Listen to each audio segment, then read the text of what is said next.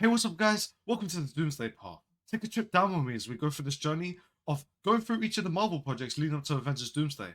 I'm really excited to start this, and the first project here is Blade, so let's take a look. I think this film started off really strong when Blade got introduced, when he's fighting this horde of vampires inside this kind of like nightclub room, and you hear that iconic Blade type music that I see a lot in the Marvel Rivals edits from some people, and it's really cool to see. I like how Blade fights as he uses guns and also his sword, and it's really cool to see this. I just love this about Blade. He seems really so chill when he does it. He's just so calm, focused, and he knows what he's doing. Karen gets introduced, who's going to be an ally throughout this film for Blade. But what happens at the start is that the trust between them is quite small at the times because Blade doesn't really trust her with telling her that he's a vampire and all these other things about him. Their trust starts to get built up because at the start, Karen dislocates her shoulder and Blade helps her with it, which is that's where at the beginning. But then nearer to the end, Blade dislocates his shoulder, and then Karen helps her with that. And that's where it all happens, where he lets out about himself because he finally trusts her with this type of stuff. And that is where I believe this is good ally building and character building too. One of the crazy twists in this film is that Blade's mum is still alive.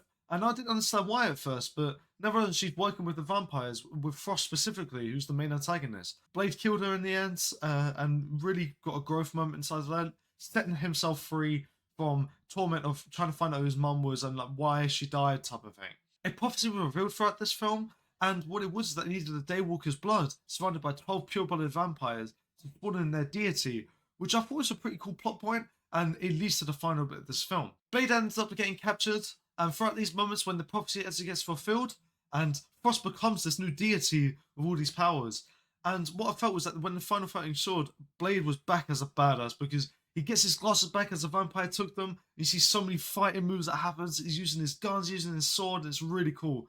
And one thing that I liked also was that there was a moment where it was like Street Fighter because when people spam attacks, him and another vampire was just spamming a spin kick move, a high spin kick, and it was really cool to see. The final fight with Frost was quite a cool ending. Is what I found was that they defeated him in the way that was explained earlier inside the film, which that they used this chemical that was injected inside the vampire. It really explodes them inside, and I thought that was a really cool way to defeat him.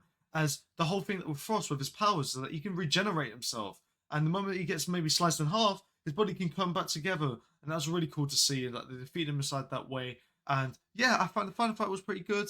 And yeah, I think this is a strong first film throughout this series. I really enjoyed it. I haven't really watched Blade much in the past. I only watched it one other time. And you know what? I really enjoyed this. I'm excited to get on to the next film. Stay tuned.